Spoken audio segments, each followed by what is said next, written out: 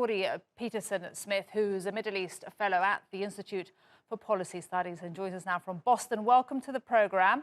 How is social media helping to raise awareness of what's happening right now?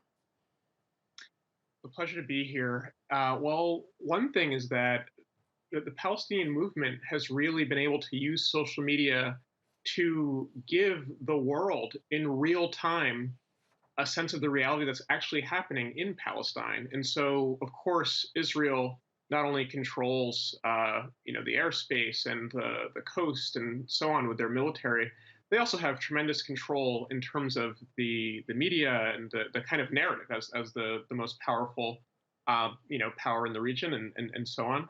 But Palestinians have used social media to be able to tell us what is happening in terms of the attacks in Gaza, have been able to tell us immediately who is injured and who is killed, the ages of the people killed, to document the various violations that Israel is committing throughout Palestine.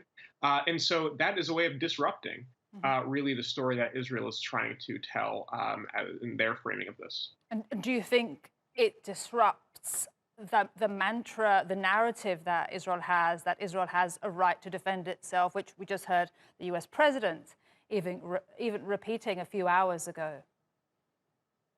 Right. I mean, when we see the actual footage of not only these horrendous bombings in Gaza, but also these attacks by settlers and by the police in Jerusalem, the attacks by settlers in the various cities across Palestine, these give lie to the notion that Israel is acting in self-defense. When we see Israelis, drag Palestinians out of a car and beat them, it's clear that this isn't about a question of Israel defending itself. This is a question of power. There's an occupier and an occupied.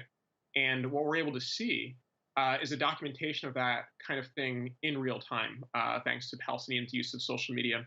One thing, what's being called a lynching that I was just speaking about, that happened in a suburb of Tel Aviv, a Palestinian man dragged from his car and attacked by Israelis. This was broadcast on Israeli media, but it's being shared on social media all around the world by Palestinians. And so I, as somebody who doesn't have access to Israeli media here in the United States, I don't speak Hebrew, I'm able to get video of this with an English explanation immediately. And Hori, just to jump in, when you see that, what parallels can you draw or compare to the Black Lives Matter movement, and if I could say, to George Floyd's murder? Right. I mean, the parallels are quite striking. And really the parallels not only in terms of the violence, and it's not a surprise, for example, that Israeli police and American police act similarly, because U.S. police trained with the Israeli police as a matter of routine. It's U.S. weapons and all sorts of other collaboration that Israel uses in its violence. And so just the parallels in terms of what's actually happening are quite striking. But in terms of the resistance, not only of Palestinians in Palestine, but of Black Lives Matter activists here too, we in the Black Lives Matter movement use social media to disrupt the kind of stories that the police and that city officials tell. And so whenever the police murder or brutalize Black people, they always accuse us of being armed, accuse us of being the aggressors, and so on.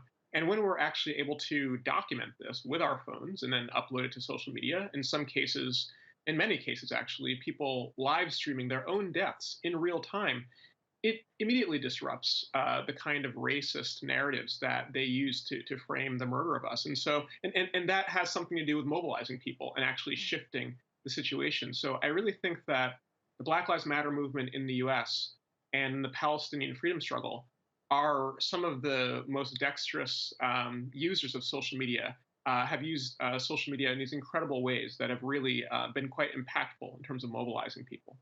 Hori, it's been really great to speak to you, and I hope to discuss this matter more with you another day. Thank you so much, Hori Petersen-smith.